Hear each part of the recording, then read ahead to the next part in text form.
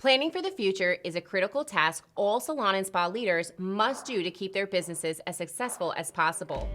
Emerging industry trends, new client expectations, and hiring and retention changes are just a few of the many things that leaders must factor into their plans to set up their business for long-term growth. As we say goodbye to 2021 and set our sights on 2022, it got us thinking. What does the salons of the future look like? And what does this mean for the beauty and wellness industry moving forward? To find out the answers to these important questions, we knew we needed someone very special, truly an innovative industry guest for today's Coffee Talk. That's why I'm so excited to be joined by the one and only Sam Villa, the co-founder and chief creative officer of Sam Villa and global artistic ambassador for Redken. Sam has over 30 years of teaching experience and was recently named the 2021 NAHA Winner for Educator of the Year. He is also in high demand for international and domestic trade shows and in-salon education programs. Try to catch me howling at the moon.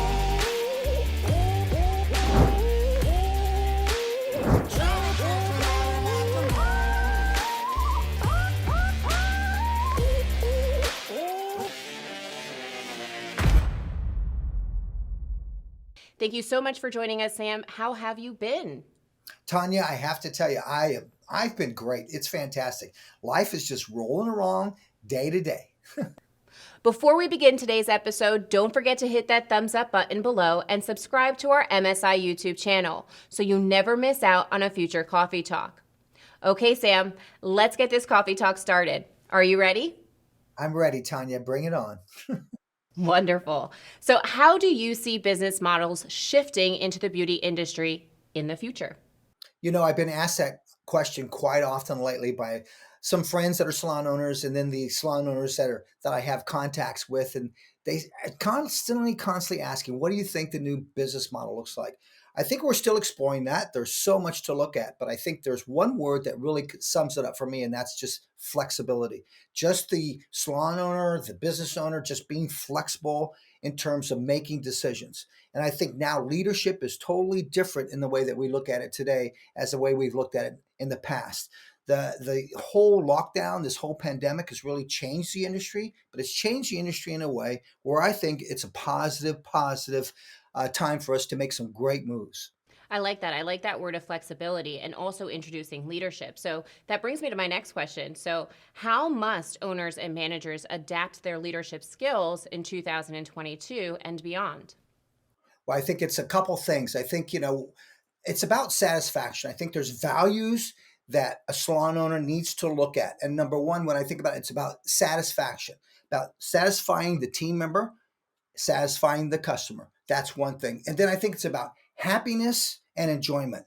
The happiness with the customer and the happiness with the team member. The enjoyment, the team member feeling a sense of joy and the customer feeling a sense of joy. Those values, I think, are what a salon needs to really embrace right now and encompass in whatever their culture is. But it's that evolves around an experience, Tanya. It's about creating that experience around those values. So one of the things that I liked about that you mentioned was really bringing in the staff. So what role does education then play into shaping the future for salon success? Huge role, Tanya, and thank you for asking that question. As you know, that's one thing that I believe that's so critical. As a hairdresser, as a teacher, we must never cease to learn. Now, from the salon owner, from the perspective of salon owner, I really think they need to embrace education now more so than ever. So it's about creating that experience in the education. Why do I say that? Because things are changing. Things are changing in what we say, how we say it, and when we say it. Communication right now skills are building the wealth of a hairdresser. And what do I mean by that? What I mean is that the hairdresser that is at the chair that becomes the educator is the one that's going to win in the future. That means that it's no longer us being considered a conversationalist. We are now educators. Now, what do I mean by that? It's about retail. Product is not an option, it's a necessity. It's amazing how 83% of the consumers out there have never purchased a product in a salon. Tanya, that's a huge figure. So there's a lot out there in terms of salon owners knowing there's money to be made that's it's on the tree. So embrace retail. But it's about how we're embracing it now. It's about telling versus selling. Let's take the mindset of selling out of the hairdresser at the chair and build a mindset of being an educator and telling the client, telling them these are the things you need and here's the why. That's all that you have to commit to. If they buy it, great. If they don't worry about it. The fact is, it's your responsibility professionally to enlighten and educate that client. Now, here's a great way to do that, Tanya, and that is videotape the tutorial.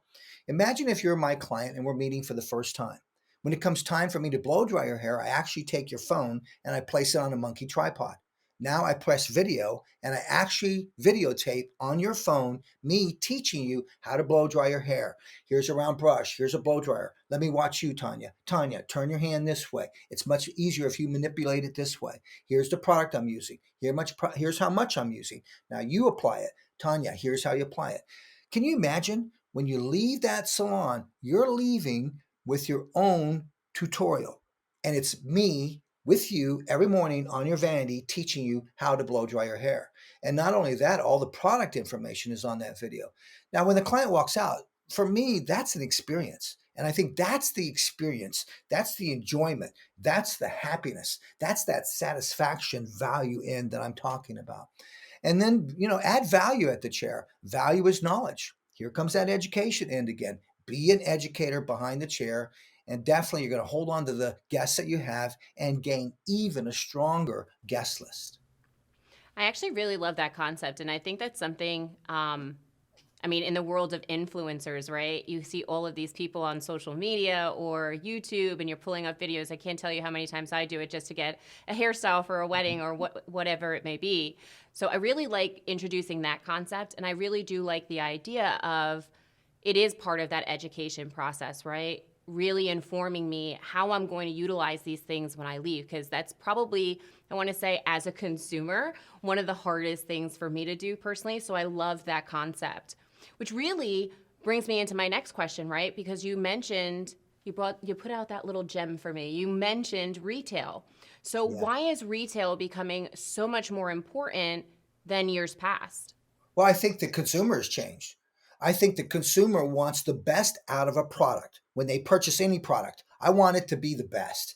Okay. A lot of people keep upgrading their iPhone. And the reason they're upgrading their iPhone is because it's better. It's the best of the best, or it's got more little features. So I think that that's something that we really have to focus on is sometimes we have to disconnect to reconnect. And that's basically what's happening. But the way we're reconnecting is we're discovering all of these things in terms of different ways of doing what we were already doing, better ways, if you will, to do that. So I think retail is important because clients, they want to know, they want the best thing that's for them, but they don't know. A lot of times they'll guess at what they think they need. Yet here we are as a professional right there with them, a captured individual. It's a great opportunity to tell them, here's the things that you need. For example, here's the 5 things. If you were my client, I'd always pick out 5 things. And I'm saying to you, Tanya, when you're checking out, you're going to find 5 items that I placed there for you. Please go through that bag and take out what you feel you don't need. But those are the things that I feel that you need in order to proceed forward in obtaining what I obtained and getting your hair to go where we need it to go. But it's your option. So it's a matter of, really understanding the importance of what it does for the individual in terms of them not knowing, but the client, the guest. I believe Tanya is so more intelligent than they've ever been before. And that's because they've had time to Google everything, just like you said. You went to YouTube, you found out how to do these things. Why are we not teaching those things while your color is processing? While your color's processing, can you imagine I'd be sitting with you with a mannequin showing you how to cover up an elastic on your beautiful ponytail? How do you do that? I'd show you how to do that. See, that's adding value at that appointment time. I think that's critical. And retail sits right alongside with that. So what are the most exciting trends that you're seeing that are coming up for 2022, Sam?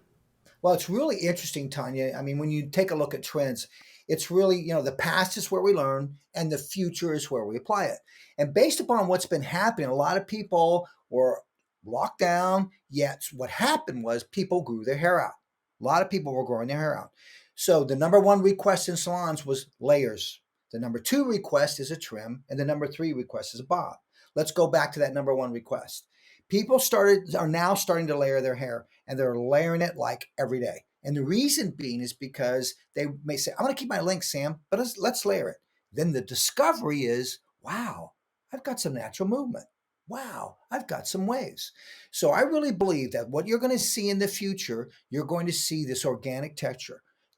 You're going to see people embracing their natural texture. You're going to see people slowly starting to put hot tools down and pick them up just to maybe spot curl, do things like that.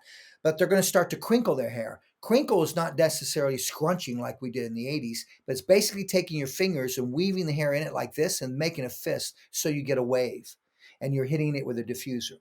So I really believe the next natural trend that we're going to see is you're going to see this trend towards organic, natural, relaxation, hippie, but hippie couture, not necessarily hippie the way it was. And I think that's where we're going to be going. So I got to say this, now getting all of the information that you've shared with us today, I hope every single viewer watching this picked up on something. You talked about how important retail was, right? And this particular trend that's coming. So if anything that I heard from that, as also being someone who works in education, is it seems like some of these businesses should be leaning towards this organic, freestyle, as you put it, the hippie way, right, of making themselves aware as far as the education aspect, right? Basically fueling themselves with that information to make sure that as these trends start to come in, they're prepared so they can educate their clients and their guests. Absolutely right. And the idea too is make it your own. Go, learn it, see it, interpret it into your own way so that you can fit it with the personality.